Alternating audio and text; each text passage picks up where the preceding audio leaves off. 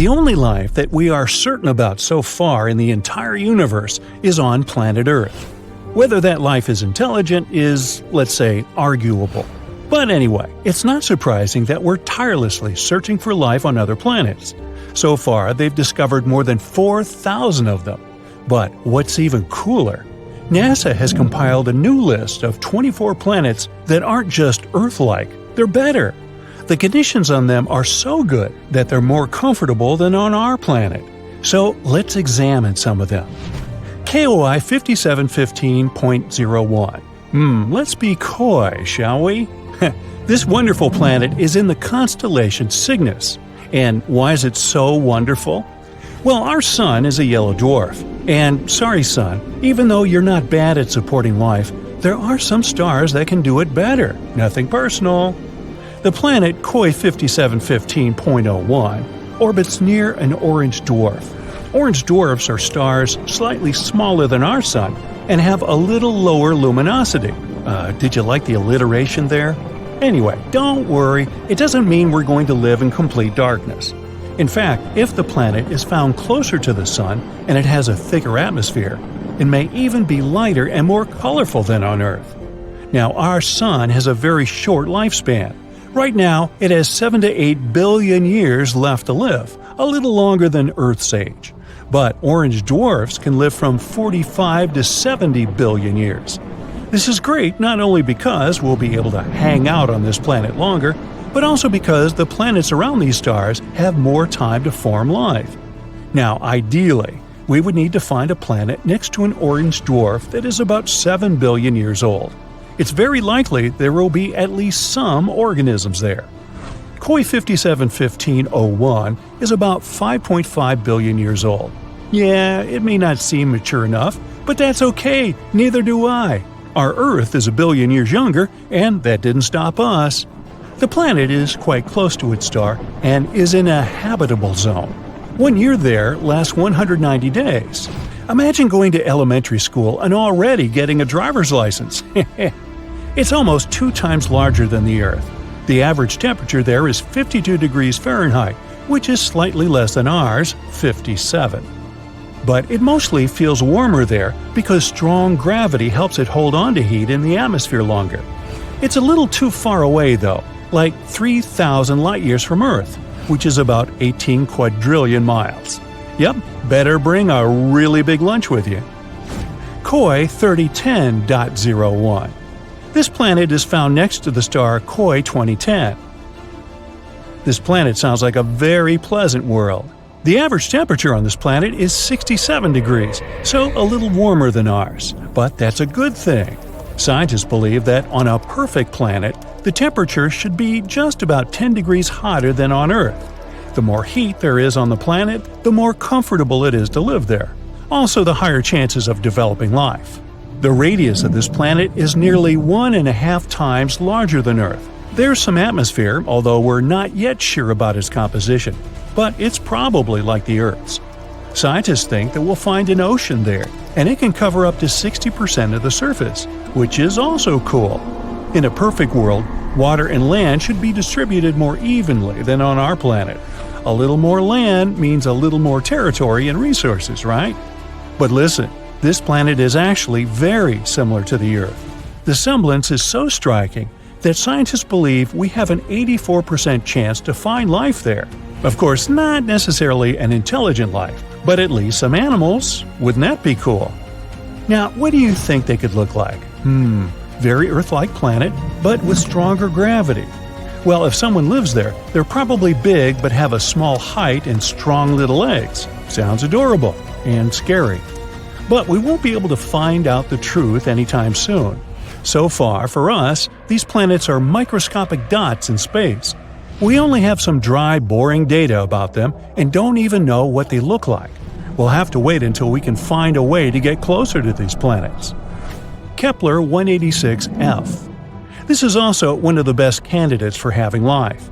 This rather cute planet was nicknamed the Earth's cousin because it does have a strong resemblance.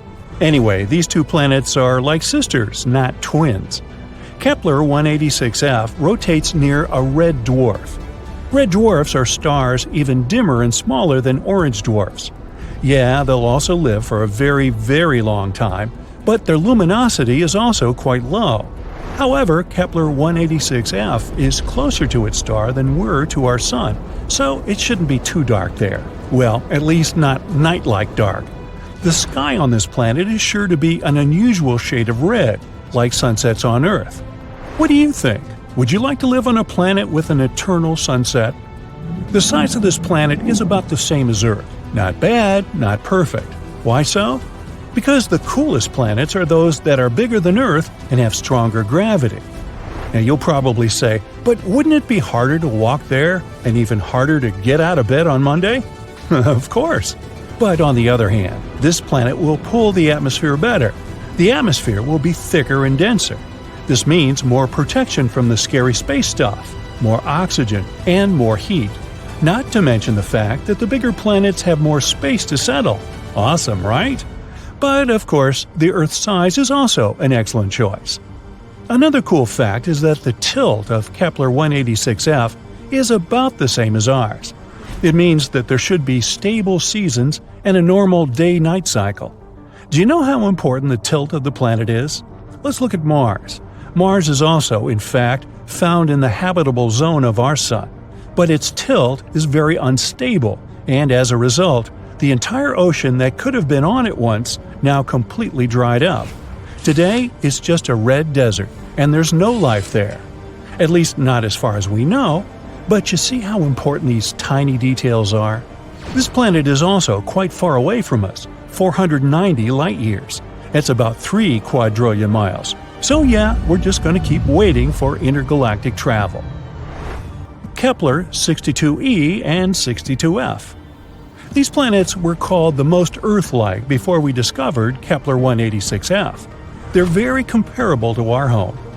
Kepler 62e is about 1.5 times larger than Earth, and Kepler 62f is just slightly smaller than that. They're located in the constellation Lyra, which is about 1,200 light-years away from us. They both also orbit a red dwarf. 1 year on Kepler 62e lasts about 122 days, even less than on that first planet we talked about. Scientists believe that both 62e and 62f are sort of water worlds, warm places mostly, or even completely covered with water. If there is land there, it's probably just some islands. A world consisting entirely of islands. A fantasy dream for some, think Hawaii, and a nightmare for others, think Megalodon. But if you're a fan of ancient marine animals, just imagine how gigantic they could be there. Still, there are many things we don't know about this planet. Does it have a surface? What about its composition, density? One day, maybe we'll be able to answer these questions. And so, that's it for the super-Earths. Of course, the original list is much longer, and you can go check it out on the internet. Now, the best thing about all this is that these are planets that are better than the Earth. But we also know thousands of other exoplanets that are just close enough to ours. And the odds are, a few of them have at least some form of life. But they're very, very far away, so we have no way to check it out right now. Perhaps, down the road, we'll find some cool creatures on many of them. An exoplanet is any planet inside our solar system. Some of them are free-floating. Those are called rogue planets. They move around the galactic center. Others orbit their host star, or two. For the first time, astronomers discovered exoplanets in the 1990s. Since then, scientists have found thousands of them. And now, you can sneak a peek too. Spoiler alert, some exoplanets are pretty bizarre. Others resemble our home planet and could probably support life. The closest to Earth exoplanet is Proxima Centauri B. It's a mere 4.2 light-years away from Earth. Recently, astronomers have found out that this world might resemble Earth even more than previously thought. It's only 17% more massive than our home planet. It orbits a star that is dimmer and less massive than the Sun. Proxima Centauri B is in the middle of the star's habitable zone. This means that chances are liquid water and life might exist on the planet.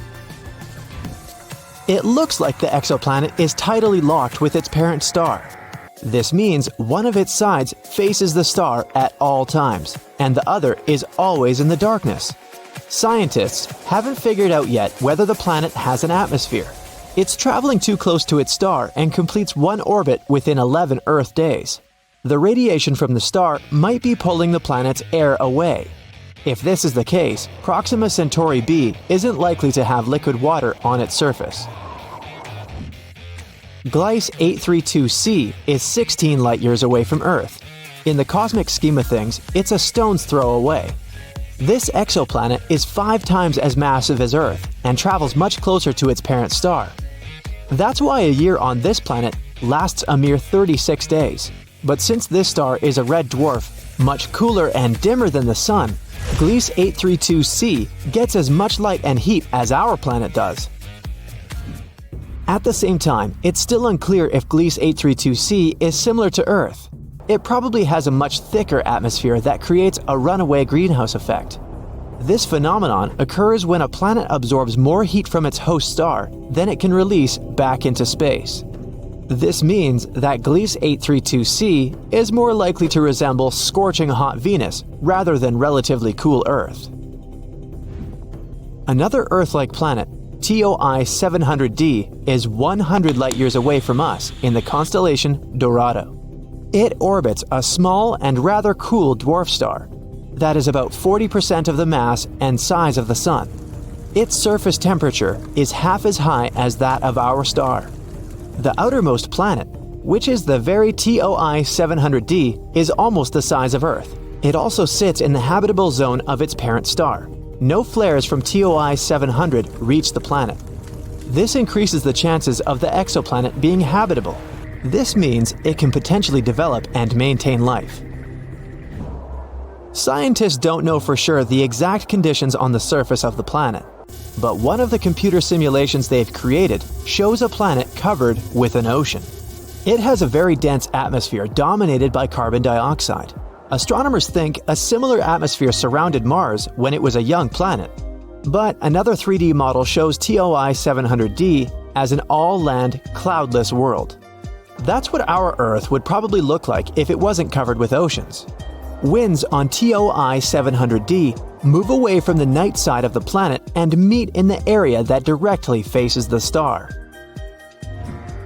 There is an exoplanet that stands out among the rest because of its awesome magenta color. You can find this world in the Virgo constellation. The planet is called Gliese 504b. The distance between this planet and its parent star is 9 times the distance between the Sun and Jupiter. The planet formed relatively recently and is still glowing with heat. That's why its surface looks pinkish. Just 20 light-years away from the Sun, which isn't such a great distance when we talk about space, a bizarre rogue planet is roaming our home Milky Way galaxy. But even though this planet doesn't orbit any star, it still has an incredibly powerful magnetic field. It's 4 million times stronger than Earth's magnetic field. The exoplanet also produces amazing auroras. When it was discovered in 2016, astronomers were almost sure they had detected a brown dwarf, which is an object too large to be a planet and too small to be a star. But later, scientists received proof that the space object wasn't big enough to be a brown dwarf.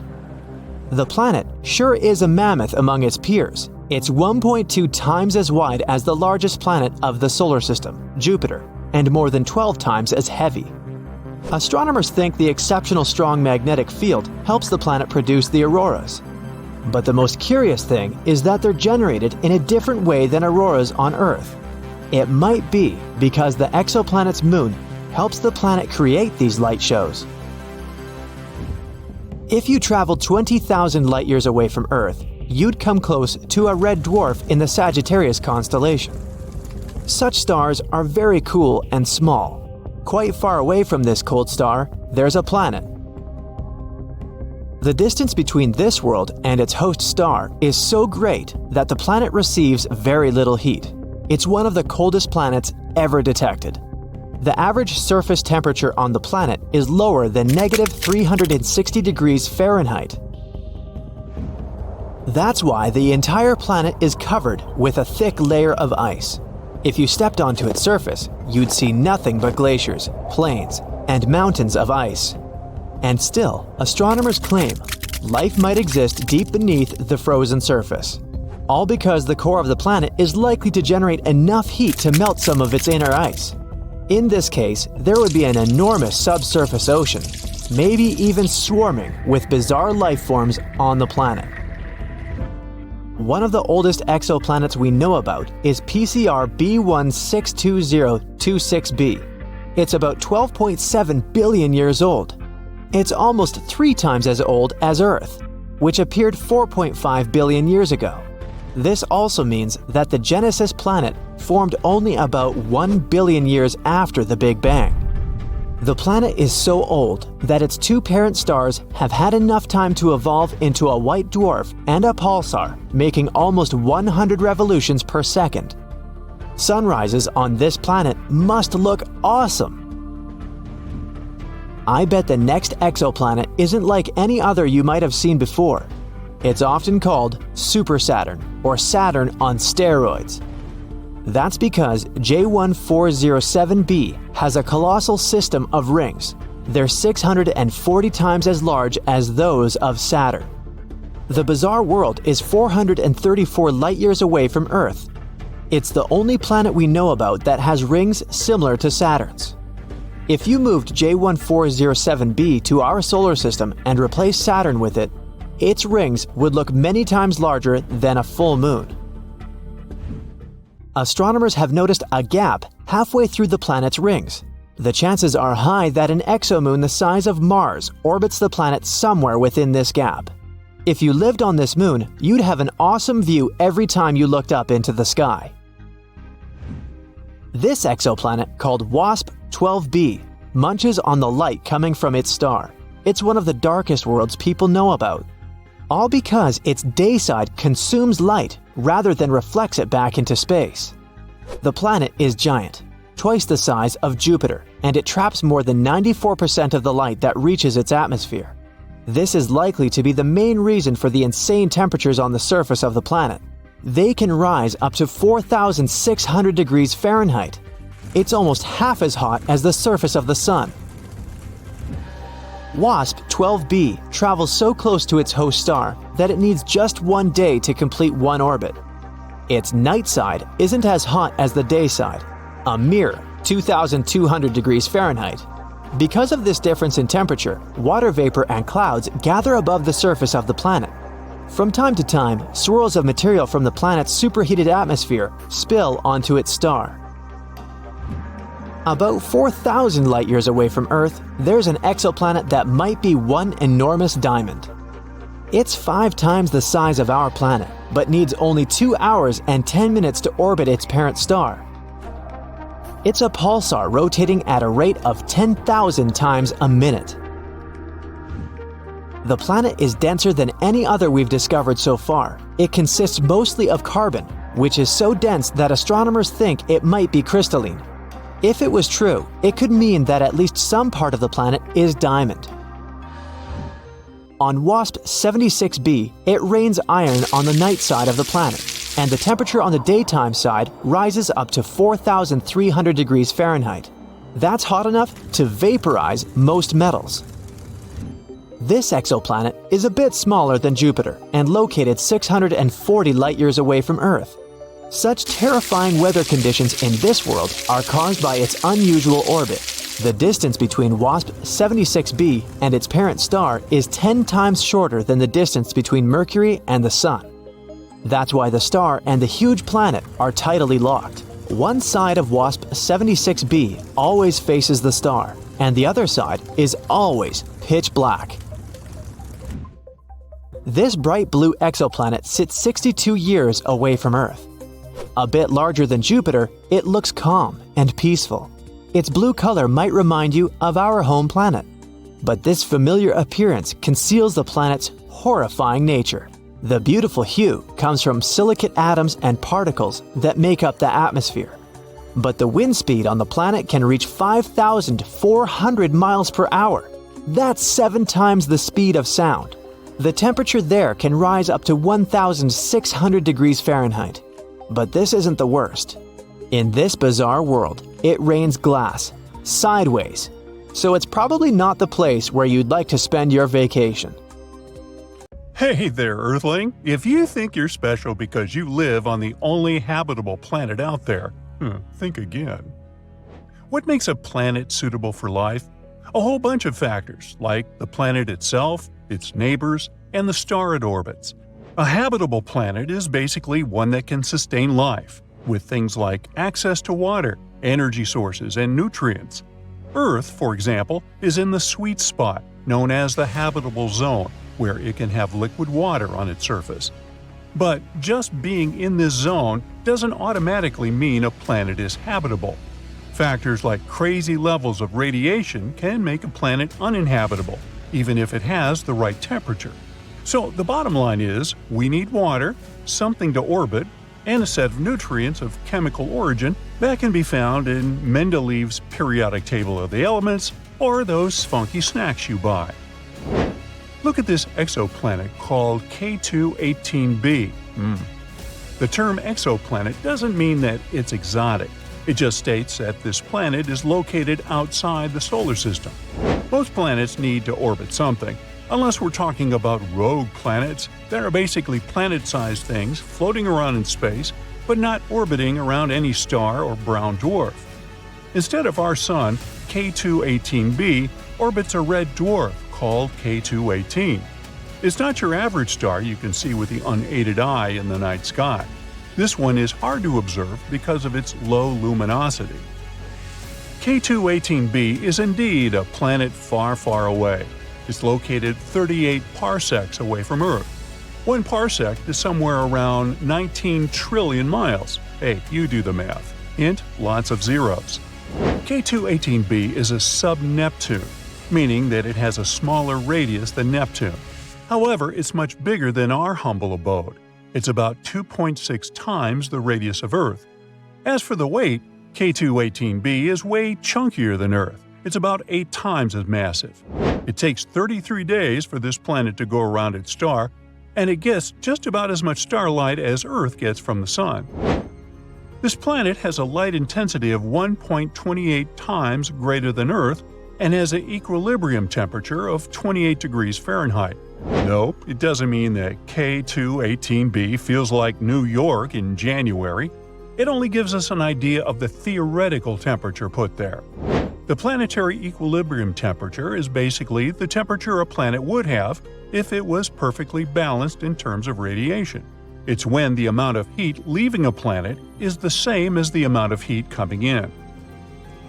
Now, the trillions of miles that set us apart aren't a problem for potent telescopes, such as the Kepler Space Telescope that discovered this planet and the James Webb Space Telescope that is studying its atmosphere now.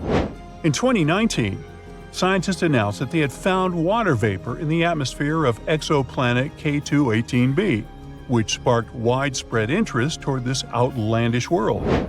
4 years later, the Webb telescope detected carbon dioxide and methane swirling in the air of this guy.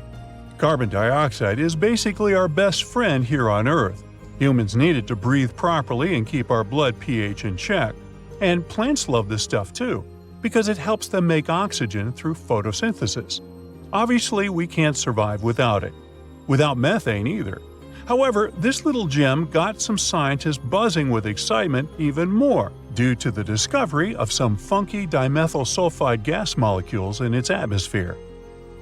In 2023, scientists from the University of Cambridge spotted carbon-based molecules like methane and carbon dioxide hanging out on K2-18b with the help of JWST. This could mean that this exoplanet might feature a hydrogen-rich atmosphere and a watery surface. There's a potential whiff of dimethyl sulfide, or simply DMS, in the mix. On Earth, this stuff is usually linked to life, since it's normally produced by photoplankton in the oceans. The fact that we're picking up hints of DMS on K2-18b is like finding a golden ticket in the cosmic chocolate bar. Hey, kinda gives you the willies now, doesn't it? Why is DMS so important, you ask? Well, it's a bit of a superhero on our planet, playing a crucial role in the sulfur cycle and even affecting our climate by helping clouds form. and spotting DMS on other planets could be a sign of life similar to ours. Looks like this planet is a nice spot with its not that rough temperature and all the right nutrients to keep us alive. So, what's your take on its overall look? It probably took the planet a good few million years to come together. While things might heat up deep down underground, it shouldn't make a big difference on the surface. Some experts believe it could be home to a water or molten lava ocean, with a hydrogen-rich atmosphere resembling a gas giant like Uranus or Neptune. Now this one doesn't really match our Earth standards, since our atmosphere is mostly made of nitrogen. If there's an ocean, it's likely under a thick layer of ice and rock, which could mess with the planet's climate. Once things get really hot, the line between the ocean and the sky blurs. We're not totally sure if there's a liquid ocean on K2-18b, and it's tricky to see one from afar. Just looking at the planet's size and weight won't give us the answer. The whole liquid water-ocean thing is up in the air. Initially, we thought water in a supercritical state was most likely, but new observations point toward a liquid ocean. Suspicious gases like hydrocarbons and ammonia might be moving from the air into the water if there's an ocean, which could mean no clear line between the sky and the sea. But some experts say a molten rock ocean could be doing the same trick. Others think a gas-rich mini-Neptune setup could explain things too. The Hubble Space Telescope did some snooping and found that K2-18b is rocking an atmosphere filled with hydrogen. They think there might be some water vapor hanging out there too, but it's a bit of a mystery. Apparently, the James Webb Space Telescope got a peek and saw less than 0.1% water vapor, possibly because the planet has a dry stratosphere vibe going on. As for ammonia, it's nearly non-existent in that distant world. Methane and carbon dioxide seem to be dominant in the atmosphere, making up about 1%. But don't expect to see any other carbon oxides crashing the party. Their concentration is just a guess at this point. The atmosphere of K2-18b is just a small fraction of its total mass, around 6.2%, and has probably got a similar vibe to Uranus and Neptune. Haze-wise, there's not much going on, and water clouds are a bit of a mystery. They're probably icy, although there's a chance for some liquid water clouds too. Now, besides water, the atmosphere could also contain some ammonium chloride, sodium sulfide, potassium chloride, and zinc sulfide clouds, depending on what the planet is into. And it seems like things might get a bit turned up high in the atmosphere, with the temperature inversion causing a stratosphere situation. Just your average day in outer space. So far, scientists have come up with several climate models this planet might have. For example, some of them think that there's the same temperature across the whole planet, unless the planet is spinning super fast and the temperature difference between the poles and the equator is minor. But these are all speculations at this point. The amount of radiation K2-18b gets from his star is similar to what Earth gets. The temperature on the planet might be anywhere from really cold to pretty warm. Whether it can support life depends on its atmosphere and clouds. Scientists think microorganisms from Earth could survive there, even with all the hydrogen. But it's still hard to tell if there's life on K2-18b because the gases we usually look for might not work in its atmosphere. Scientists think the James Webb Space Telescope might be able to detect different markers of life on the planet with enough observations. You're gazing up at the night sky. Wow! For much of our history, we've been looking for life among these stars and the planets near them. But space has eyes too, and there's someone out there looking at us, maybe. Scientists claim that at least 29 distant planets may be watching us right now. So comb your hair and smile. We've so far identified at least 1,715 neighboring star systems in the Milky Way that can detect our planet with conventional telescopes. These stars are located in our galaxy. So if they were to point their telescopes at our Sun, Sooner or later, they would see a small dot that passes between our home star and the observer. This is called a transit. It's a method of detecting planets in astronomy. For example, you can observe transit phenomenon right at home with a telescope. You have to point it at the Sun and wait. Then you'll see Mercury. That's the closest planet to the Sun, and now you see it as a small dot. Mercury transit process can last about 5 hours, and this phenomenon happens about 14 times in a century. You'll be able to observe the next transit on November 13, 2032. Mark your calendar. Likewise, you can observe Venus, the second planet from the Sun, but because it's farther away, its transits are less frequent. The last one was in 2004 and 2012. The next pair of transits is expected in 2117 and 2125. Hey, I won't be around then. So these star systems have the opportunity to observe our planet. But long-range telescopes work a little differently. Actually, the observer will not see a black dot with the Sun in the background. The telescope will measure the brightness of our star.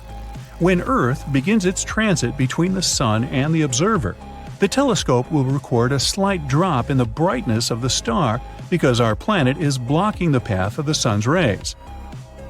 Those faraway scientists of extraterrestrial civilizations will be able to calculate this drop in brightness and determine the size of our planet. But not all 1,700-plus star systems may have extraterrestrial life. Scientists have narrowed it down to 29 planets near some of these stars. They're potentially habitable. That means these planets are roughly Earth-like in size and within the habitable zone of their host star. That means they're not too close to the star, so it's not too hot for potential life. The water doesn't evaporate there like in a boiling pot.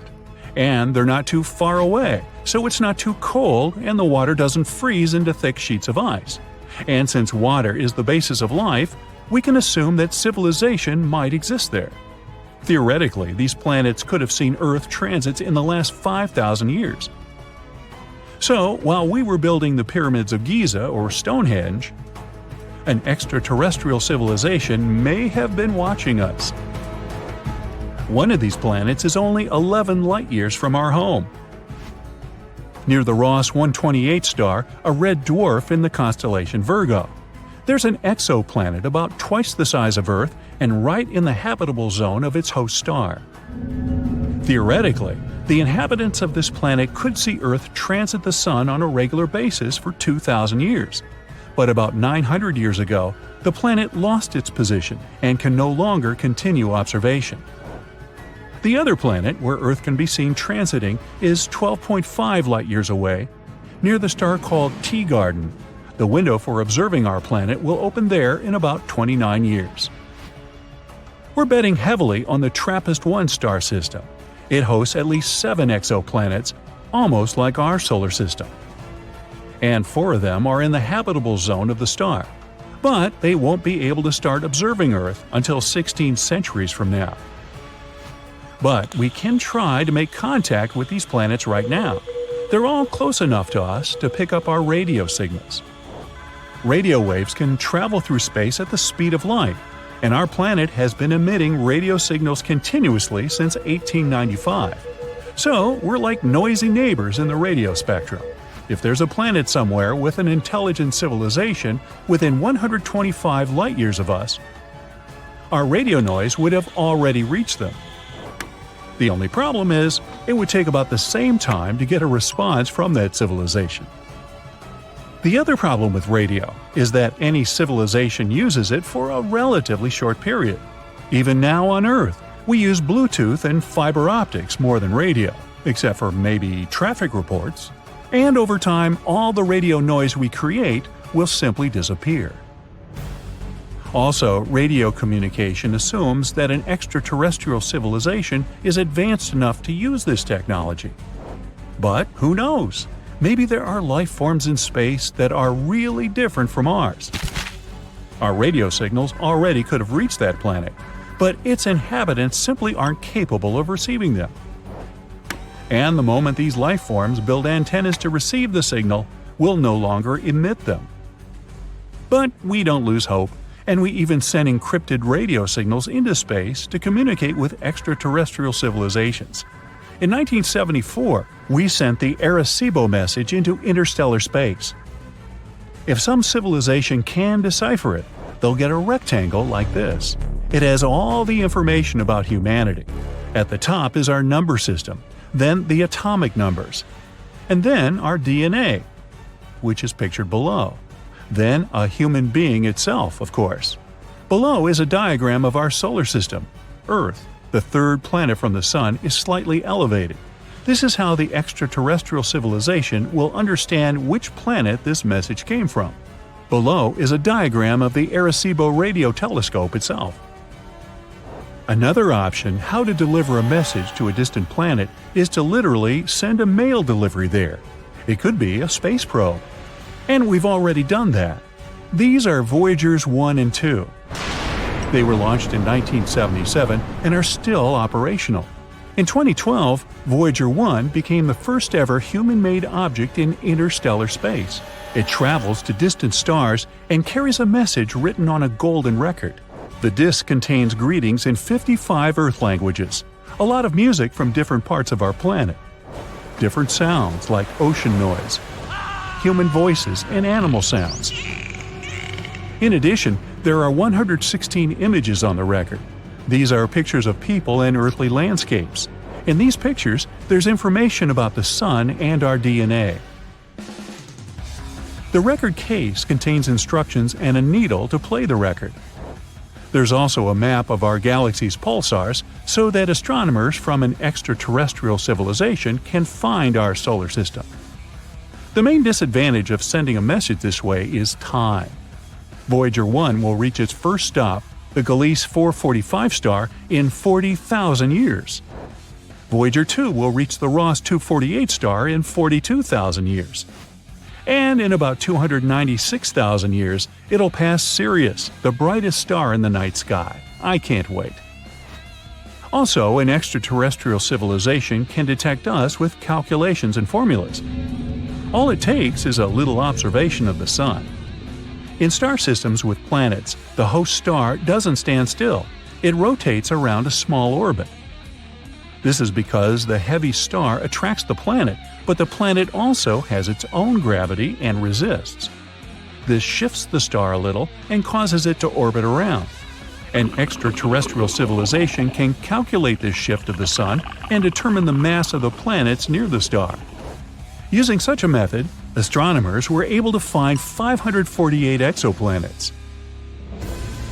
Now suppose we made contact with an extraterrestrial civilization near the closest star, Proxima Centauri. There's indeed an exoplanet there, but radiation from the host star would destroy any life forms. But imagine we still got a return signal. It would be the slowest chat in history, because our message would take 4.2 years to reach the planet, and we'd have to wait another 4.2 years to get a response. And so we arranged to meet.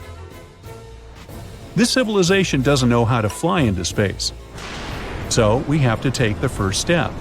Although Proxima Centauri is the closest star to our solar system, it takes about 73,000 years to travel there by conventional rocket. So we have to learn to travel at the speed of light. But even then, it would take 4.2 years to travel there.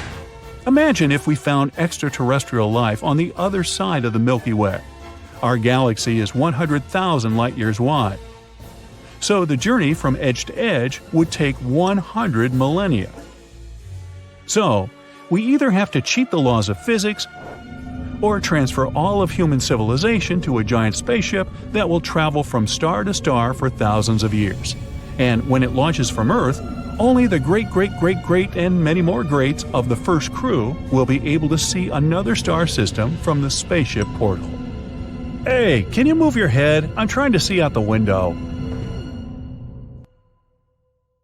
25 light-years away from Earth, in the constellation Lyra, there's a young star, Vega. The brightest and one of the most famous. This star is twice the mass of our Sun. Vega is so brilliant, you can see it even at twilight when all the other stars disappear from the sky. Despite all the star's fame, astronomers have never seen a single planet orbiting Vega. Until recently. Researchers have been observing the star for a decade or so when they spotted a curious signal. It might be Vega's first world we'll know about. If it did exist, it'd be a marvelous place. The planet would likely orbit so close to its host star that one day on it would last around 2.5 Earth days. The world would be the size of Neptune, and this ice giant is 4 times wider than Earth. Or it might even be as large as Jupiter. But the most impressive thing about this potential planet would be its temperature. The place could turn out to be the second hottest world known to scientists. On its surface, it'd be as hot as 5,400 degrees Fahrenheit. For comparison, the temperature on the surface of the hottest planet in the solar system, Venus, doesn't rise above 900 degrees Fahrenheit. The only place hotter than Vega's potential companion would be Kelt 9b. The temperatures on this exoplanet don't drop below 7,800 degrees Fahrenheit. Anyway, the candidate world would be closer to Vega than Mercury in our solar system is to the Sun. It could result in the giant planet puffing up like a balloon, and then even metals would melt in its scorching hot atmosphere. Unfortunately, the existence of the sizzling planet has yet to be confirmed. Astronomers think that the easiest way to prove it is by trying to spot the light emitted by the unusual planet. And since we're talking about planets, are there any worlds out there that resemble Earth? Astronomers have discovered and confirmed more than 4,000 exoplanets, but it's no secret that thousands of other candidates are still waiting for their turn to be detected. Of course, not all of these planets are like our Earth, but some are. For example, Gliese 667cc. This world is only 22 light-years away from Earth. Scientists aren't sure if the planet is rocky, but they know the place is more than 4 times as massive as our planet. The star of Gliese 667cc is a red dwarf. That's why it's much cooler than our Sun. So, the exoplanet is likely to be in its star's habitable zone. But this idea hasn't been confirmed yet. The Earth-like planet might be moving too close to the star. Then it can be regularly baked by its flames.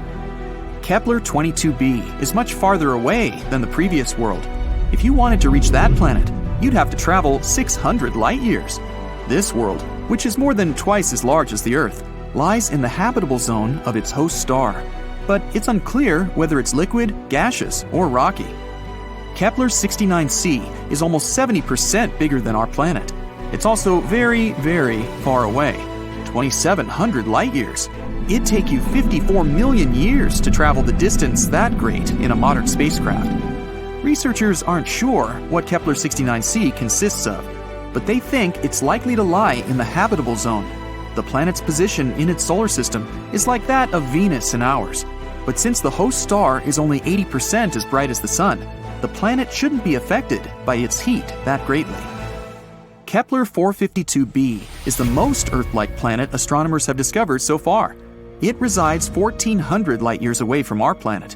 Its host star is very similar to our Sun, and the planet, lying in its habitable zone, is 1.5 times the size of Earth. Scientists also think that Kepler 425b is likely to be a rocky world. Are any of these or other planets besides Earth suitable for life? There are 24 potentially superhabitable planets, and one of them met not one, but 2 criteria astronomers have for such worlds. KOI 5715.01 is 5.5 billion years old and around twice the size of Earth. It orbits an orange dwarf a bit less than 3,000 light-years away from our planet. Its surface temperature might be 4 degrees Fahrenheit cooler than that of Earth, but since the planet's atmosphere might have more heat-trapping gases, the place is likely to be superhabitable. Another potential superhabitable planet is KOI 5554.01. This world is a bit older than our planet, 6.5 billion years against our 4.5 billion. The exoplanet's size is likely to be the same as Earth's. The planet orbits its host star, a yellow dwarf, and the average temperature on its surface is 80 degrees Fahrenheit. What planets are visible from Earth? Mercury is the nearest to the Sun in our solar system, but since this planet is so close to the star, you can only see it just after sunrise, in the early morning, and at dusk. From up close, the place looks a bit like the good old moon. The planet doesn't have an atmosphere, and the temperatures on its surface are extreme, 800 degrees Fahrenheit during the day and minus 290 degrees Fahrenheit at night. Venus is the second brightest celestial object out there after the Moon. It's one of our planet's closest neighbors. Also, it's the most similar to Earth in terms of gravity, size, mass, and average density. Unfortunately, you won't be able to see Venus's surface from Earth. A thick layer of clouds is securely hiding the planet. Jupiter can be either the third or fourth brightest object in the sky. It depends on Mars, which occasionally shines brighter than the gas giant. You can see Jupiter especially well in the summer. The gas giant's most famous feature is the Great Red Spot. That's an enormous storm that has been raging on the planet's surface for centuries. Even though the largest planet in the solar system looks like a solid sphere, you wouldn't be able to land on its surface. Jupiter is mainly made up of gases, mostly helium and hydrogen. Saturn is the second largest planet in the solar system. It's the last one of the 5 planets you can see from Earth with the unaided eye. Saturn is incredibly far from Earth, but its unique rings help you instantly recognize this colossal planet. It's a pity that Saturn's trademark feature is only visible in a telescope. By the way, more than 700 Earths would fit into Saturn. At the same time, the gas giant's density is a mere 1/8 of Earth's. This is why Saturn's mass is just 95 times greater than that of our planet. What planets in the solar system are closer to each other than the rest? Astronomers believe that Mercury is the closest to any other planet in the solar system. And that's quite shocking because, how about Venus? It orbits the Sun between Mercury and Earth. Isn't it supposed to be closer to our planet? Venus is indeed rather close to Earth, but only for a very short period in its orbit. The rest of the time, Venus is much farther away. But Mercury's orbit doesn't let the planet move too far away from the Sun, and it's closer to Earth more than 50% of the time.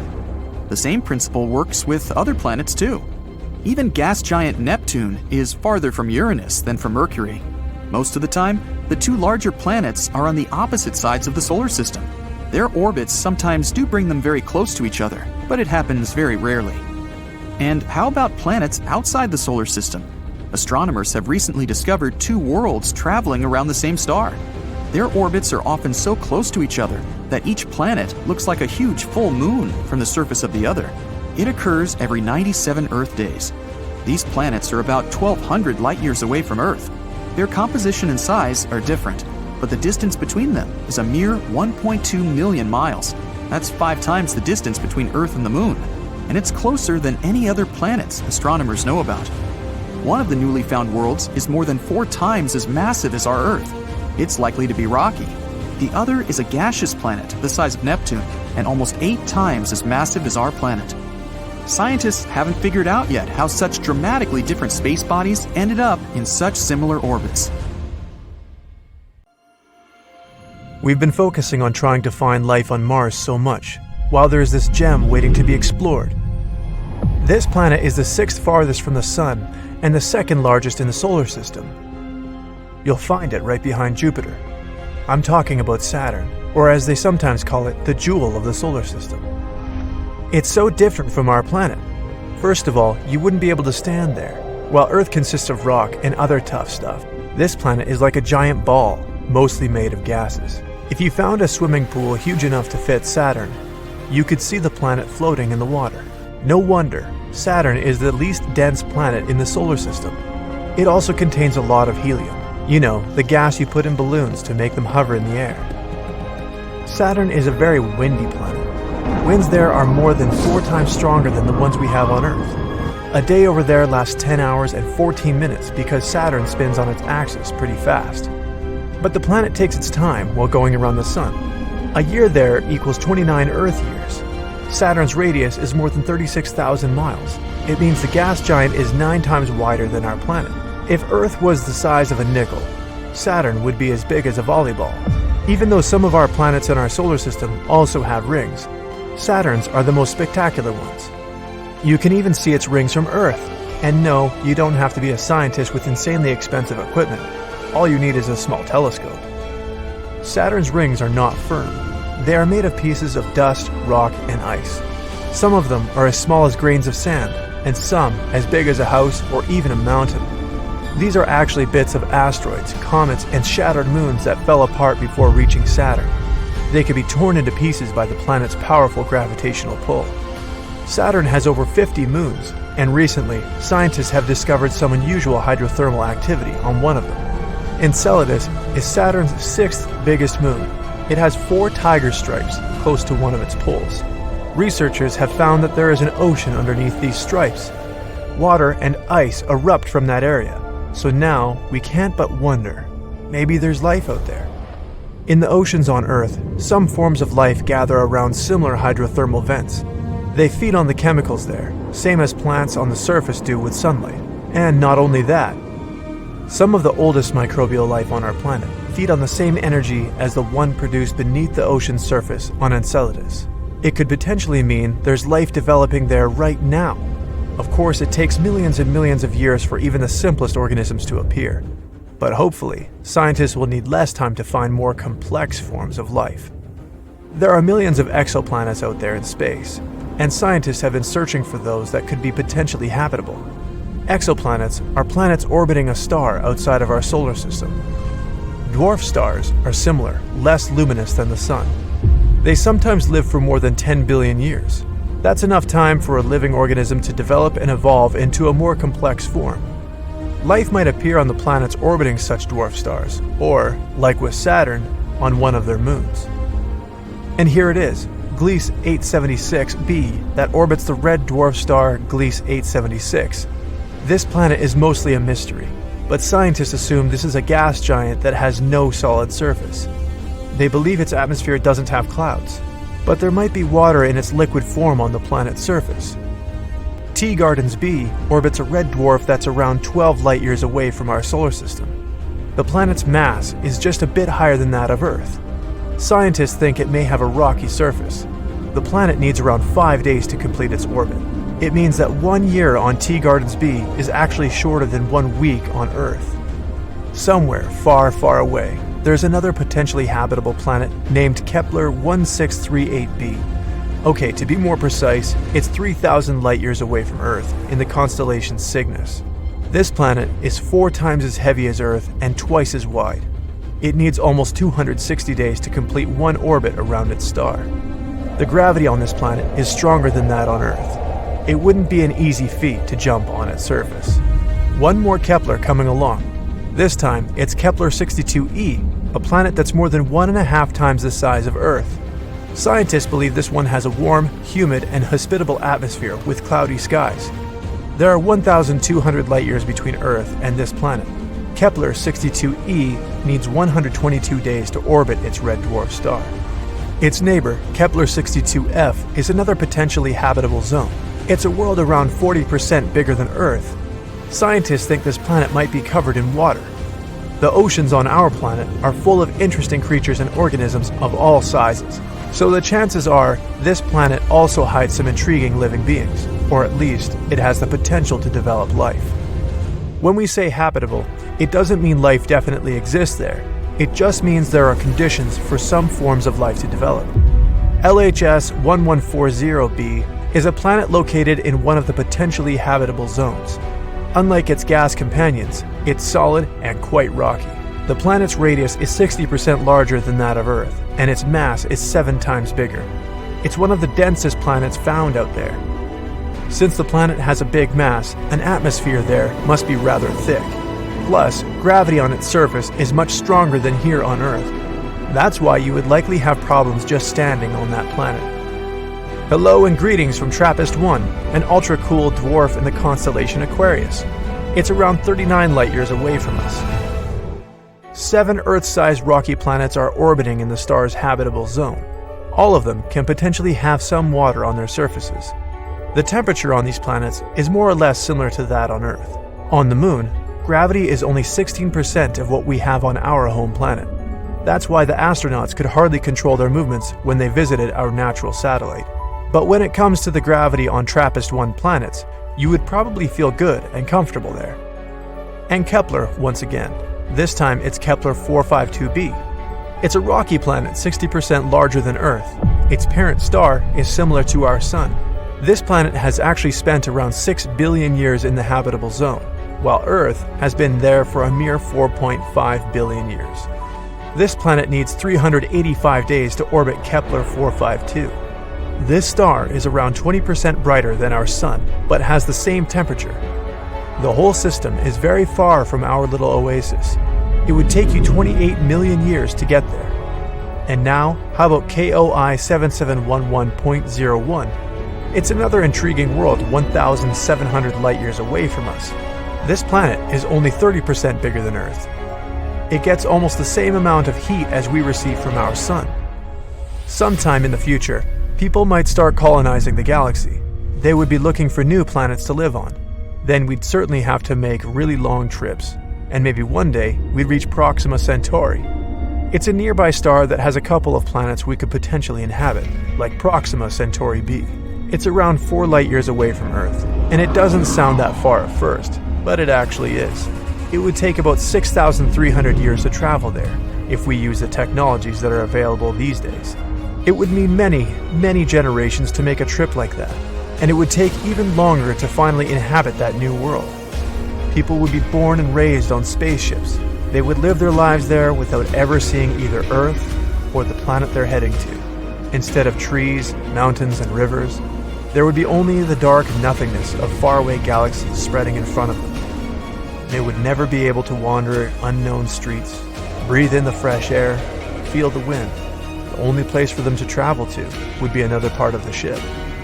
Certainly, such a journey wouldn't be simple, but it would pay off if people managed to build some more beautiful worlds, like the one we have here on Earth. Is that even possible? Time will tell. We've discovered Kepler 22b, a small exoplanet in the Cygnus constellation.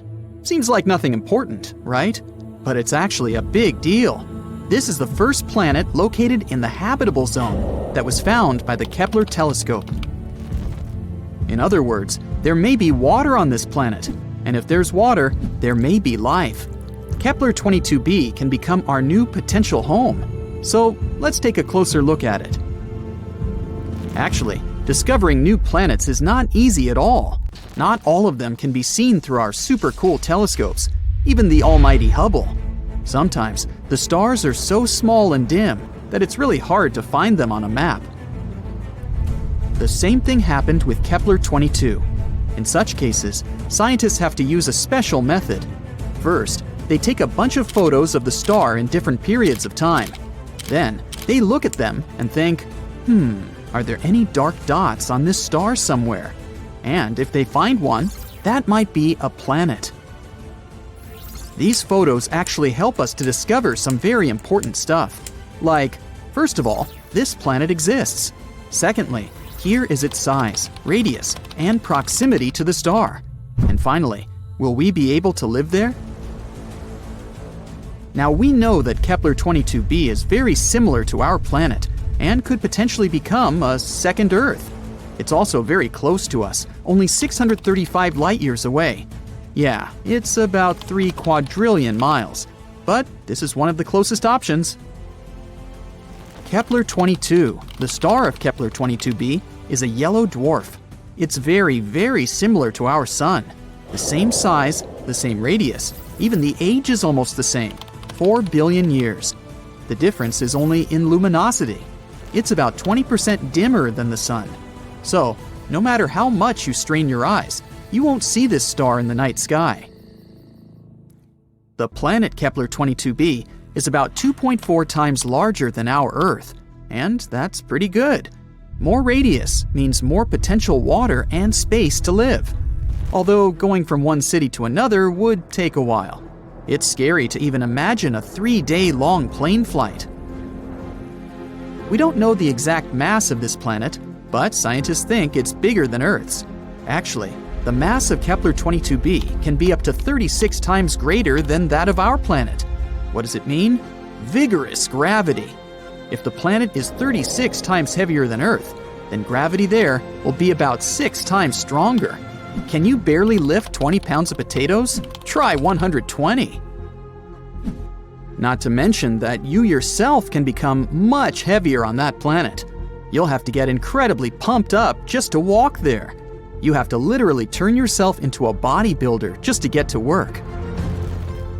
The worst thing is that with such gravity, it'd be incredibly difficult for plants to survive there. They'd need at least a little freedom to rise up from the ground. And animals. Our dogs and cats would have to turn into little balls of muscle to survive there. But if this planet has its own animals or other inhabitants, we can roughly imagine what they may look like. They probably have a lot of legs to make moving easier. They aren't really tall, but they're very massive and extremely strong. Muscular giant spiders? Could be worse, I guess. The good news is that this is all unconfirmed information.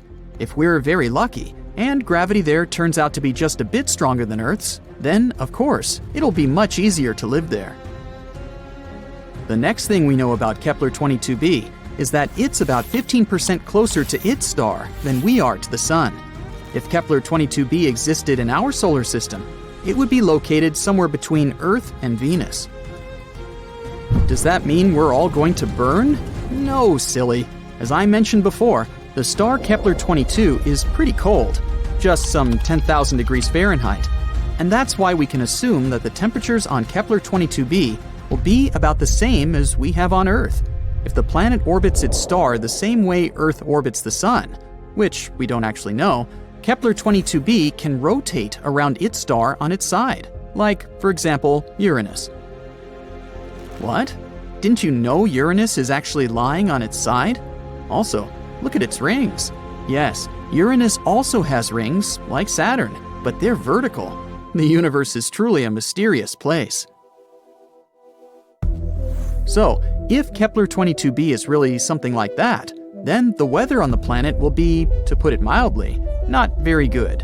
Incredibly cold winters will be regularly followed by hot summers. And, just like with tidally locked planets, we'd be able to live more or less comfortably only on the narrow piece of land between these two crazy sides.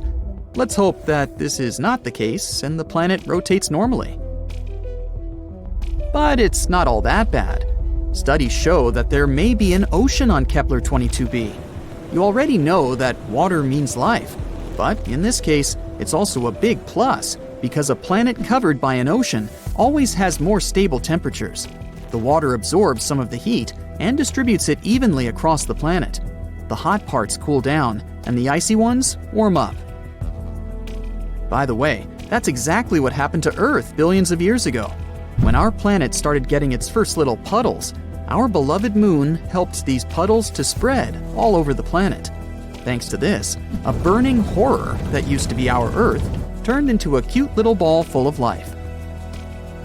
So, if Kepler-22b has water but no atmosphere, scientists think that the average temperature there could be around 12 degrees Fahrenheit. But if there's also an Earth-like atmosphere, then the temperature can reach 72 degrees Fahrenheit. That would be nice. And finally, 1 year there is equal to 290 Earth days, about 9 months. The planet has no natural satellites, so unfortunately, we'd have to say goodbye to a beautiful view of the moon. On the bright side, we'd probably be able to see the sun as a distant little star. We could admire it in the night sky, remembering our home, while not hiding from giant spiders. And this is all that we know at the moment. Unfortunately, it's quite difficult to explore such planets, so there's a lot of very important data that we don't know. For example, what kind of planet is this anyway? Yep, we're missing the most important information about Kepler-22b. We don't know if it's a rocky planet or not.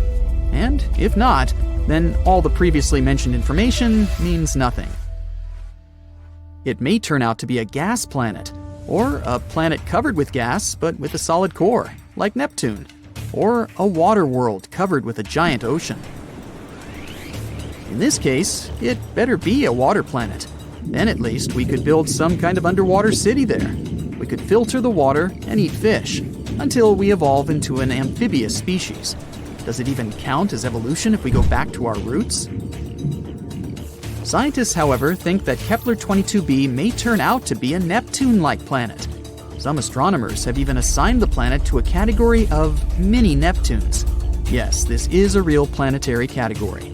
But this hasn't been proven yet. But even if, fortunately for us, Kepler-22b turns out to be a rocky planet, we still don't know what the atmosphere is like there. Does it exist at all? What if it turns out to be something like the atmosphere of Venus, which is more toxic than your ex? Then we'd have to dig deep underground to somehow survive on this planet. and then we'd have to come up with a heat source, because it's pretty cold underground. Yeah, let's hope this won't be the case.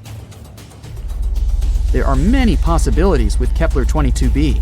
So far, we don't have a clear answer, but let's hope that scientists will find it before we load the first people into shuttles and send them to conquer Kepler 22b. That would be awkward if it turns out to be a gas planet, or something like that.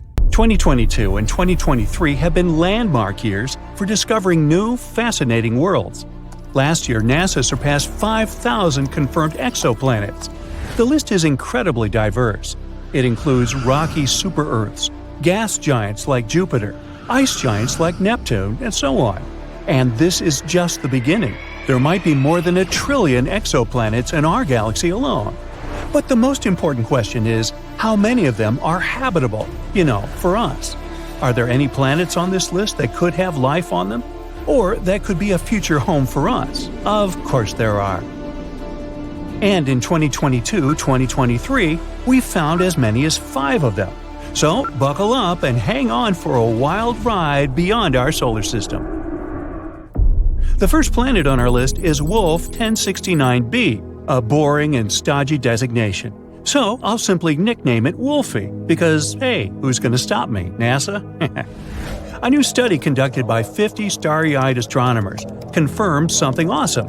This exoplanet, Wolfie, which is located just 31 light-years away from us, could potentially be a rocky world. In other words, theoretically, it's a habitable planet. The team behind this discovery used a technique called radial velocity to detect the exoplanet. This is a way scientists study the movements of stars and planets.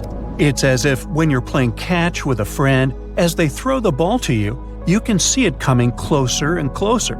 It's kind of like radial velocity. When a planet is moving towards us, it makes the star it orbits appear to be coming closer to us. When the planet is moving away from us, it also makes the star look more distant. Scientists can use this information to figure out what the planet is doing and how big it is. And that's how they found Wolfie. This exoplanet is estimated to be the Earth's size and about 1 1/3 times the mass of our planet. It's orbiting a red dwarf star who I'll call Wolfie's mama. But here's the real kicker. Wolfie orbits within its star's habitable zone, which means it's a prime candidate for liquid water to exist on its surface. That's like hitting the exoplanetary jackpot. Ooh, wish I had a ticket. The study estimates that if Wolfie does have an Earth-like atmosphere, temperatures could rise as high as 55 degrees Fahrenheit, which would mean liquid water could pool on the planet's day side. But here's the catch.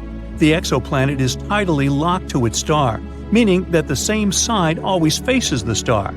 Just imagine, one side of the planet is always basked in the warmth of its star, while the other is in eternal darkness. Like middle school. Just kidding. The team behind the discovery believes it's a prime candidate for further studies, but we'll probably have to wait another 10 years for answers. Until then, we'll just have to keep searching the skies with our telescopes and crossed fingers. Our next planet is TOI 700e. What's a good nickname? NASA has just discovered a new planet that's set to take the galaxies by storm, or shall we say by orbit. I'll nickname it Toys Were Us.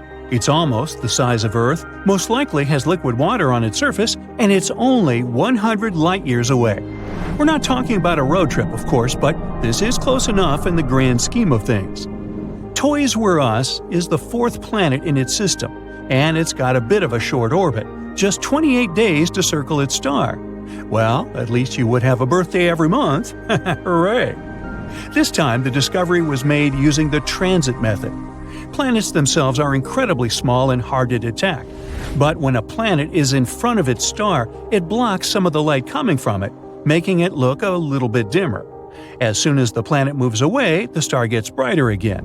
So, to find the planet, scientists watch very carefully to see if the star's brightness changes. If it does, that means there's probably a planet playing hide-and-seek with us. And that's how they discovered Toys Were Us. The TESS mission discovered it. It discovered 66 new exoplanets and 2,100 more candidates waiting to be confirmed. TESS has been very busy creating imaging for 75% of the sky. Talk about efficiency. Toys Where Us is located in the optimistic habitable zone, between planets C and D, but it may be tidally locked, just like Wolfie, so we might have to settle for a one-sided water world.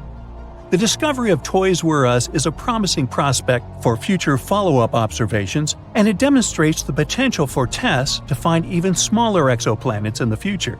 Who knows? It may find a new home for humanity among the stars one day, or at least a new vacation spot. Next, we have twins GJ1002b and GJ1002c. The galaxy just got a little bit closer to us with the discovery of two exoplanets, which I'll nickname Hansel and Gretel, that are just a stone's throw away from our solar system. That's right, these two Earth-like planets are located less than 16 light-years away, which is just a hop, skip, and a jump in space terms. For comparison, Proxima Centauri B is the closest Earth-mass exoplanet at 4.2 light-years away. So, these two new neighbors are among the closest to us.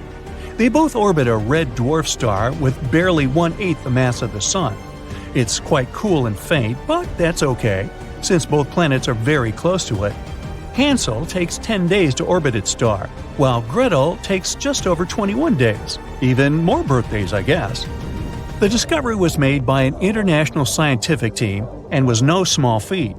The team had to work together with two instruments, espresso and Carmini's. The result? A cafe latte. Nah. What they got were measurements so accurate, you could practically count the number of craters on the planet's surfaces. The big deal is, the planets are located in the habitable zone of their star and are just the right size, making them excellent candidates for future atmospheric studies. The lead author says, "Nature seems bent on showing us that Earth-like planets are very common. With these two, we now know 7 in planetary systems quite near to the Sun." Who knew our neighbors could be so friendly? In conclusion, the discovery of Hansel and Gretel is a giant leap for humankind. So let's all raise a glass of H2O, or whatever they drink on exoplanets, and celebrate it. The last planet on our list is LP 890-9c, which I'll call Bob. This super-Earth, located about 98 light-years away, is roughly 40% larger than our home planet. Moreover, it has a twin, which I'll nickname Ray, which is up to 75% larger than Earth. More space is always good, right? The two planets orbit around the red dwarf star. Unfortunately, Ray is quite hot to the touch, with an estimated temperature of 253 degrees Fahrenheit, so don't touch. Its sibling, Bob, is located in the habitable zone of its star, making it a prime candidate for the potential of life. But let's remember that the actual temperature of the planets depends on their atmospheres. It's possible that Bob, being the outermost planet, has a runaway greenhouse effect, making it more like Venus than Earth. So it might be too hot to be habitable at all. But let's not lose hope yet. The James Webb Space Telescope, launched in December 2021, is on the case. With its cutting-edge technology and powerful instruments, including spectrographs, it can peer into the atmospheres of exoplanets and reveal which ones might be habitable. So let's see what it discovers. This planet has been listed as the second most favorable habitable zone terrestrial planet.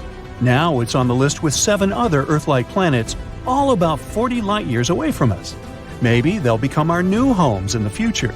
Maybe we should fix the home we have. But until then, enjoy this moment and celebrate all these new discoveries. Who knows how many more planets we'll find in the future, considering how much technology develops each year? Thousands? Millions?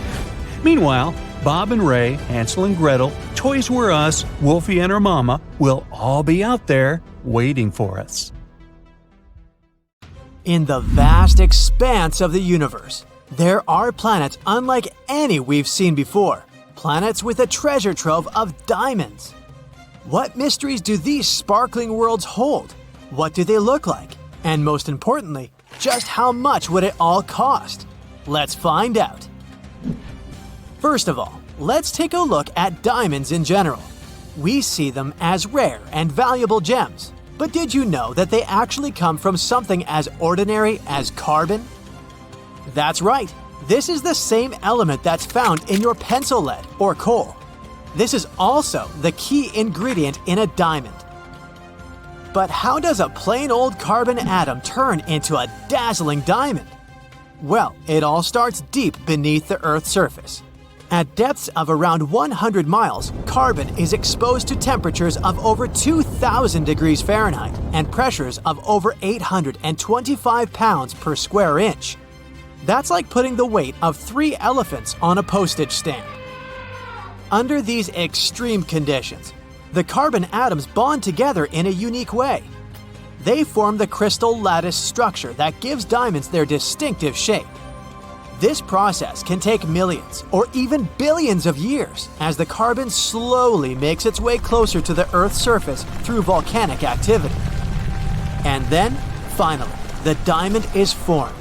After that, it may stay hidden in the Earth for thousands of years until it's brought to the surface through volcanic eruptions. From there, the rough diamond is cut and polished into the beautiful gems that we know and love. So, why are diamonds so valuable? Well, it's partly because of their rarity. Only a small fraction of the diamonds that are formed actually make it to the surface. But it's also because of their beauty and durability. Diamonds are the hardest substance known to humans, and they have a unique ability to refract light in a way that makes them sparkle and shine. Diamonds also have a wide range of practical applications. They're used in cutting tools, grinding wheels, and even in the tips of surgical instruments. And thanks to advances in technology, scientists are finding new ways to use diamonds in fields like electronics, energy storage, and medicine. All this goes to show that sometimes the most extraordinary things can come from the most ordinary of elements. Now that we know this, let's get back to our diamond planet. Can planets like this even exist? Actually, yes, they can. In fact, we come across diamonds in space much more often than on Earth. In space, extreme pressure and temperatures are very common. That's why the universe, and even our solar system, is actually incredibly wealthy. Your regular asteroid can cost millions of dollars. Helium, which we can find almost everywhere in space, has a huge energy potential. It's not surprising that humanity has been discussing the possibility of space mining for some time. Now, as I mentioned earlier, diamonds are formed deep within the Earth under conditions of extreme heat and pressure. Scientists believe that a similar process could occur on a planet that's rich in carbon. There are a few possible ways it could happen. For example, when 2 planets or asteroids that contain a lot of carbon collide with each other. The collision would create a shockwave that would push the carbon atoms together so tightly that they would form a diamond. The second way it could happen is if this region of space contains a lot of carbon. If the conditions are right, then the carbon atoms would come together and form a planet-sized diamond. It's like if you have a lot of Lego blocks and you put them together to create a big Lego structure. In other words, if 2 carbon-rich objects collide with each other, the carbon atoms can be squeezed together so tightly that they form a diamond. And now, surprise, surprise, these planets actually do exist. The planet we're talking about is called 55 Cancri E. It's one of the 5 planets in a small system in the constellation of Cancer. Its star is actually so bright that you can see it with the naked eye. It's located 40 light-years away from us, which may be trillions of miles, but on a space scale, it's pretty close. 55 Cancri E was first discovered in 2004. However, we didn't learn until 2012 that it was the first known diamond planet. All thanks to the research of scientists from Yale University. This planet is the Super-Earth. This is a class of planets that are larger than our Earth, but too small to be considered giants. It's about twice as big as our Earth and about 8 times heavier. The planet rotates around its star really fast. It completes a full turn in just 18 hours. This means that 1 year on the planet is less than a day on Earth. It's also tidally locked to the star. In other words, one side of this planet is always turned towards the star and therefore is incredibly hot, while the other is in eternal darkness, just like with our moon. Also, 55 Cancri E is about 25 times closer to its star than Mercury is to our Sun. As a result, the temperatures there are just enormous. On the day side, they're just above 4,000 degrees Fahrenheit, and on the night side, which, by the way, is considered the cold one, over 2,500 degrees Fahrenheit. Doesn't really sound like a good place to chill out, does it? Well, it may not be good for us, but for diamonds, it's just perfect. After studying the planet, scientists concluded that it's a rocky world full of carbon. But this carbon isn't contained there in the form of gas. Instead, it's in the form of graphite. Yes, the same one found in your pencils. And, of course, diamonds. According to some estimates, diamonds can make up at least a third of 55 Cancri E. It can cost about $27 million. There are 30 zeros in this number. Can you imagine that? But the most interesting question is, what would such a planet look like? First of all, the thermal evolution and tectonic processes there are completely different compared to our Earth. In other words, the planet should be full of strange volcanoes and some bizarre volcanic activity. Weird mountains and stuff like that. In addition, the planet is probably covered with large clouds of dust, and the atmosphere on it is very dense. Oh, and the weather there is definitely crazy. The researchers are planning to learn about the composition of 55 Cancri E's atmosphere in the future, but right now it's already pretty clear that this planet can't be called habitable. Well, finding life there is theoretically possible, but it's very unlikely. Life on a diamond planet could potentially exist deep underground, for example. On Earth, we've already observed bacteria and microbes that can survive under incredibly extreme conditions. These guys are very resilient. They're capable of turning chemicals into energy and surviving, basically anywhere. So, on a diamond planet, life could potentially exist in this form. And who knows, extraterrestrial life may also take forms that are completely unknown to us. Wouldn't it be cool to discover some crystal creatures capable of surviving in the most extreme heat? That would be mind-blowing! And guess what? It's not just 55 Cancri E that's full of diamonds. Other potential diamond hotspots include Pluto's largest moon, Charon, and a Jupiter-style exoplanet rich in carbon found 1,200 light-years from Earth called WASP 12b. Scientists even think that diamonds rain on Saturn and Jupiter regularly. All this was discovered by the researchers from Arizona State University. They claim that diamond planets are not that rare at all. According to a 2020 scientific report, they form around certain types of stars that have high carbon-to-oxygen ratios. They went above and beyond to study these space gems. They subjected carbide silicon to insanely extreme pressures above 50 GPa and temperatures as high as 2,500 degrees Kelvin to see what would happen. And they discovered that under these wild conditions, carbide silicon transforms into diamond and silica. So if you're looking for some diamond bling, you might not have to go too far. You could go intergalactic and explore some of these diamond planets. These exoplanets are unlike anything in our solar system. And who knows what other awesome discoveries are out there waiting for us to find them. A new super-Earth has been spotted by astronomers, and it's quite intriguing. This planet, called TOI 715b, is about 1.5 the size of Earth, which is why it's called the super-Earth. It's also relatively close to us in space terms, only 137 light-years away. For comparison, most exoplanets are hundreds of light-years away, and all the interesting stuff, like black holes and nebulas, are usually more than thousands of light-years away from us. So, could it be habitable? The habitable zone is an estimate of where a planet might have the right conditions for liquid water. This is what we call some distance from the star where the temperatures on the planet should be okay-ish and water should stay liquid on its surface. It's not super precise because it depends on a bunch of factors like the type of star, how reflective the planet is, its size, and so on. Also, just being in this zone isn't enough for water to actually be there. The planet also needs the right kind of atmosphere and a few other things. So, we invented a stricter definition in 2014 the conservative habitable zone. It's a more precise term defining the best candidates that have liquid water. Otherwise, we get too many potentially habitable planets that are not actually habitable at all. The CHZ is based on how much energy a planet gets from its star compared to Earth. If a rocky planet gets between 40 to 85%, it's considered to be in the CHZ, no matter how far away it is from its star. These planets have a higher chance of being habitable.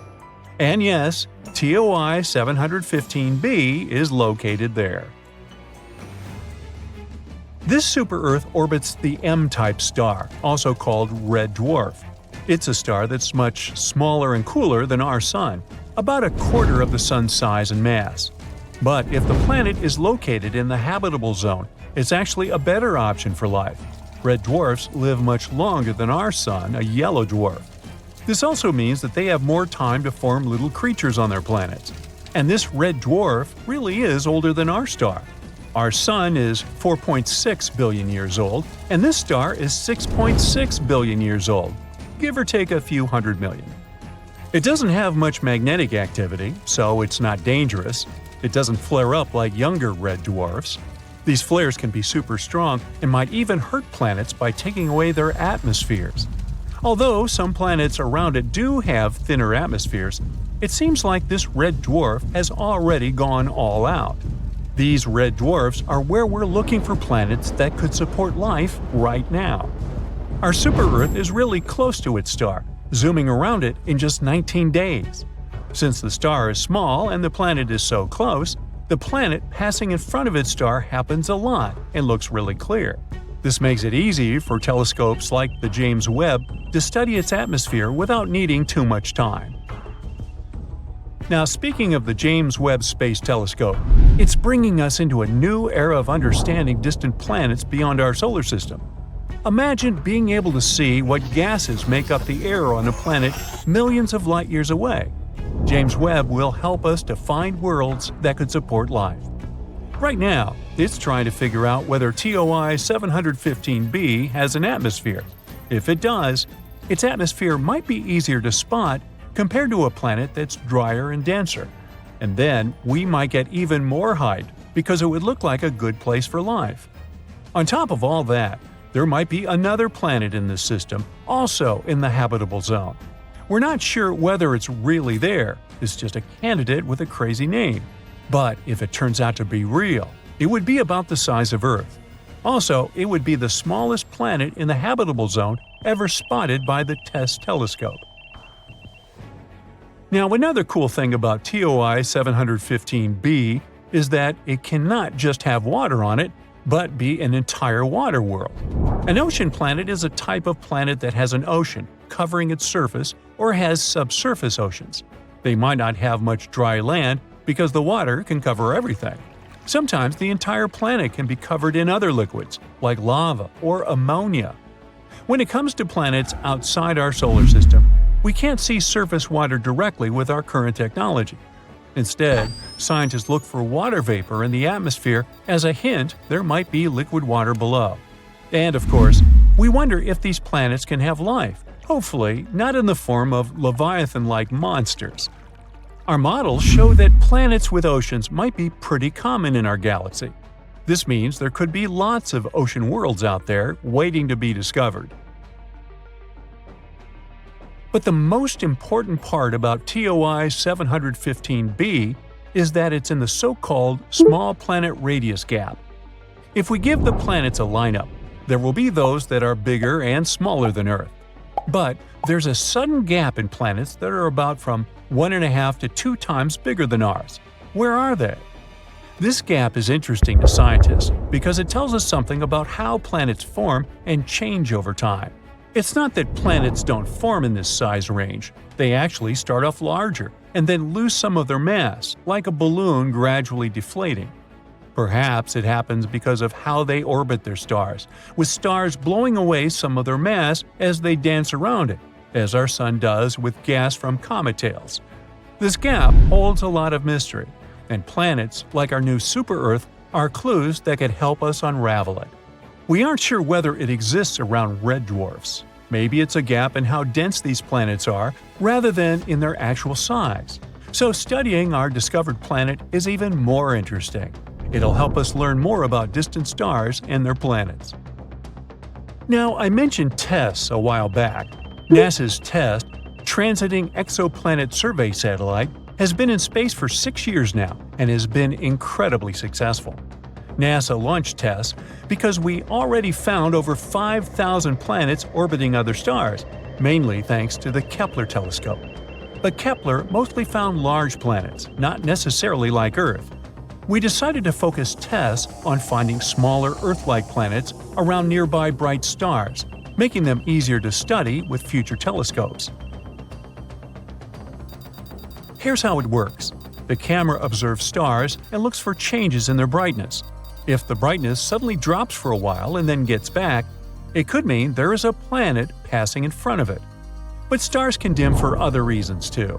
For example, flaring up or having dark spots on their surface, which is why we need to be careful with this data. TESS shows us the size and orbit of these planets. Then ground telescopes help determine their mass. With these 3 parameters, we can figure out what the planets are made of and if they're rocky like Earth or gassy like Jupiter. Yeah, you want to avoid Jupiter after taco night.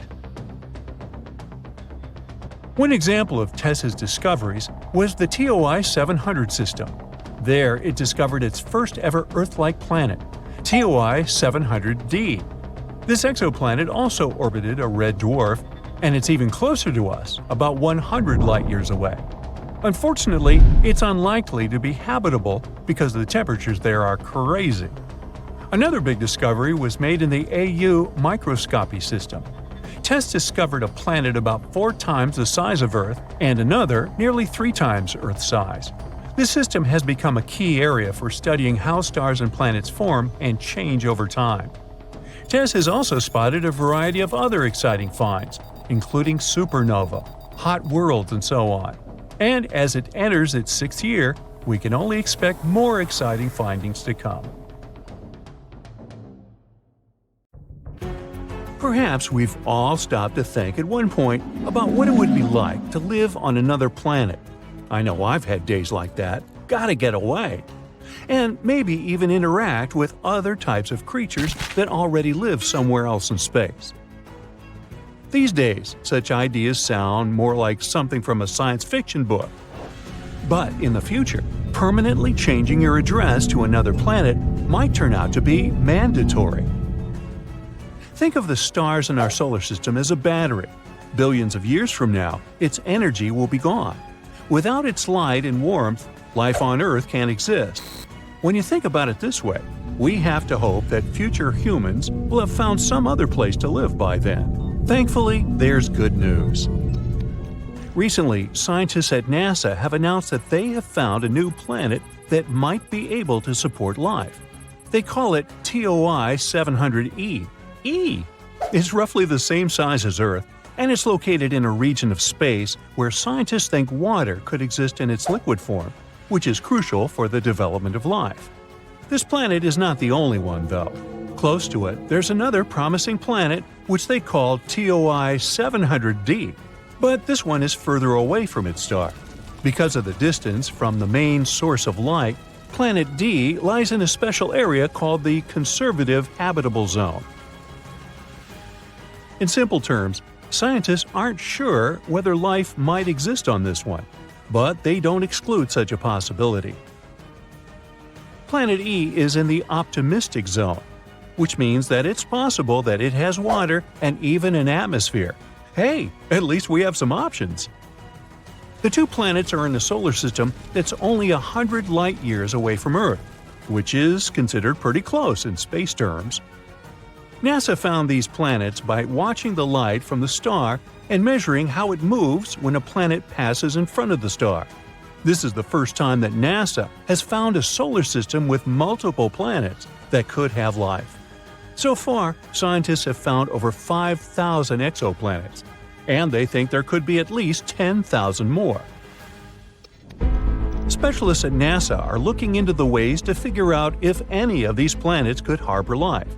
But they also say we might find forms of life we don't expect to see, and that we should be open to other possibilities. That's because we only know about what life can be by looking at our own planet. Sure, everything sounds enticing so far, but don't pack your bags just yet. As appealing as these new planets might sound, there's still one problem: getting there. Scientists have been researching for decades how people can stay in space and thrive for long periods of time. And history tells us it's no easy project. Back in 1962, John Glenn became the first American to orbit our planet. To circle Earth a mere 3 times, he had to go through months of technical and physical preparations. These days, advanced technologies help us investigate Mars better, and scientists have figured out that there is water and materials on the red planet that may be useful to people.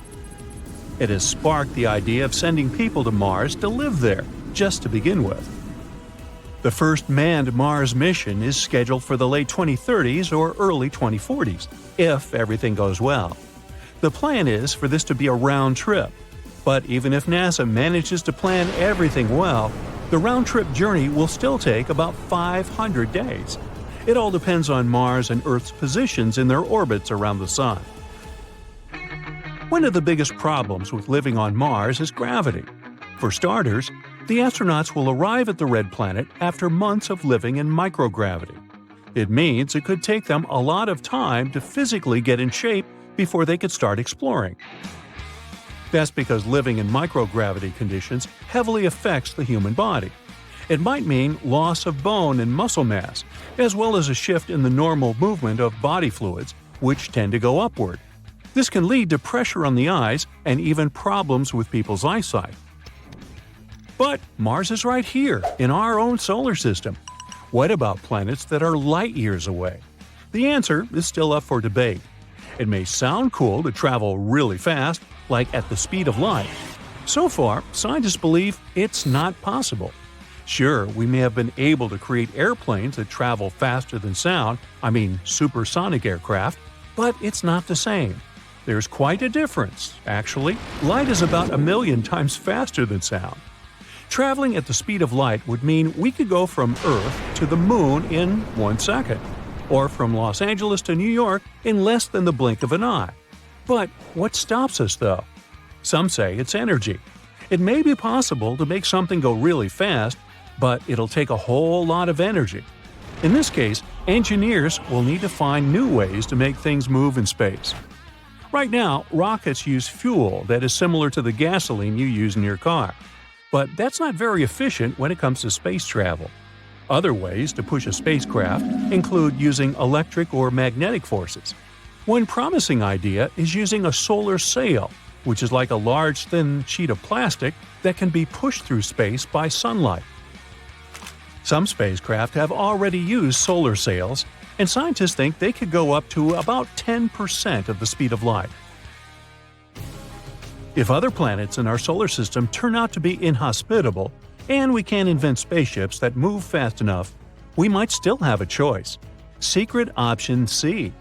It was first proposed by a scientist who wrote an interesting study about a special type of planet. It suggests that we might not need spaceships to move around and escape problems on our own planet. We could use planets that are not orbiting a star. They're called rogue planets. Ooh. Instead of gravitating toward a star, these lonesome space objects simply drift alone through space, doing their own thing. Think about it this way. Moving to Mars is like moving to an already furnished house. Regardless of how nice it would be, you would still have to adapt to it. You'd have to get used to how much light gets in through the windows every day, and to climbing up and down the stairs to get to the living room. Moving to a rogue planet means we'd start from scratch, building our own house from the ground up, perfectly adapted to our needs. Free-floating planets are usually seen as cold, dark, and not suitable for life. But if they have underground resources, they can be useful. They offer a constant surface gravity, a lot of space, and resources. They can also provide water and protection from space radiation. If we become an advanced enough civilization, we might be able to control the planet and even create new types of energy. So the next question would be where we could find such a rogue planet. It's hard to know how many of these there are in the universe, but scientists have found a bunch of them in one region of the Milky Way galaxy. Some rogue planets have been kicked out of their own solar systems because they were bad. No, not really. It was because of gravity, while others might have formed on their own. Either way, we don't want rogue planets to get too close either, at least not in the near future. The chances of a rogue planet entering our solar system are extremely low. But if it did, it could mess things up for us. Depending on its size, a rogue space object might divert other planets off of their course around the Sun, which could alter their exposure to light and warmth. And if it crashes into the Earth, well then, that would be a bad thing too.